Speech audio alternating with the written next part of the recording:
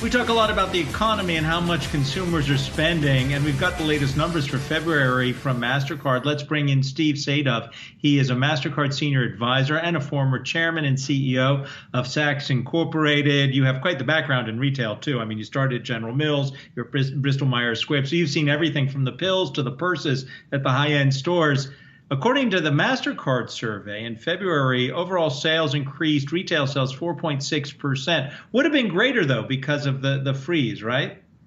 Well, I think the underlying trend of the consumer is very healthy. And you're right, the freeze in Texas, the winter storms hindered sales to some extent. But what you're seeing is an overarching healthy consumer representing 70% of the U.S. economy is growing. And if you look at the January numbers where you saw a 9% growth, February, you're seeing, again, continuing growth, online tracking extremely well, growing at 55%. So this is a healthy consumer overall. Steve, how much of the recent bump up do you think had to do with the stimulus? And now that we'll likely get that $1.9 trillion package, more direct payments to Americans, what does that mean for spending going forward over the next couple of months?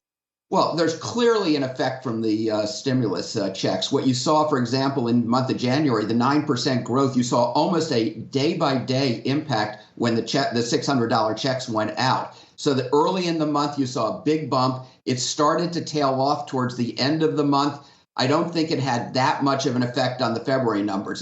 February at 4.6 is probably close to what the underlying trend of the consumer is at. And I'm guessing that if we get another stimulus, you're going to get a bump again with the consumer. The interesting thing is that the consumer is spending on the types of businesses and categories that they were spending on pre-stimulus and have been throughout the pandemic. It's the home improvement, the grocery. Those continue to be very, very healthy. And you're seeing it on a continued basis. Categories like department stores, apparel, having a much tougher time. So, Steve, the reason I went through your whole background is you really do know retail. And I'm curious what you think based on what we're seeing from this data, because it's backward looking. What we're going to see, I'm going to say starting in August, once we believe the majority of adults in the country will be vaccinated and the economies of the different states really opened up. What are you predicting is going to happen? Will we stay on this strong spending, or would it be even better? Oh, I'm very optimistic going forward relative to the health of the consumer. There's a lot of pent-up demand. The savings rate is high. Categories that have been hurt, such as lodging, restaurants, travel, those are ones that are going to outperform as we get into, let's use your time frame of the fall. I see enormous pent-up demand. I'll give you an example. My youngest daughter got engaged. She wants to get married, let's call it, have a reception a year from now.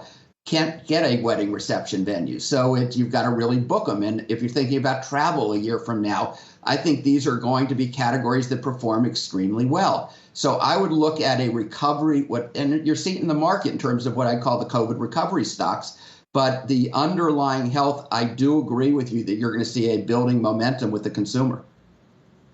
Now, well, congrats to you on your youngest daughter getting engaged there, Steve. But just breaking it down even further, though, to the local level, because I know your data dug into this and some of the trends that we saw at the local level. Did this reflect the COVID-19 policies that we're seeing in various states? Because today we were just talking about it with the doctor earlier on the show, how we have Mississippi, Alabama, and Texas all rolling back their COVID restrictions.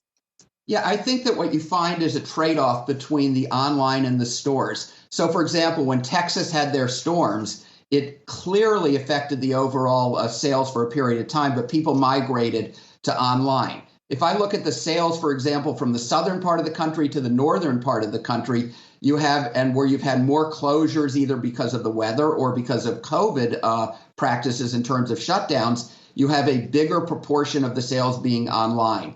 So while there is an overall impact on shutdowns, I'm finding that it's a bigger shift between the brick and mortar and the online. So that's why California, for example, if I look at the last several months of sales, California's been in a bit more of a lockdown, but their overall sales, if you look at brick and mortar and online, is not materially different than the aggregate.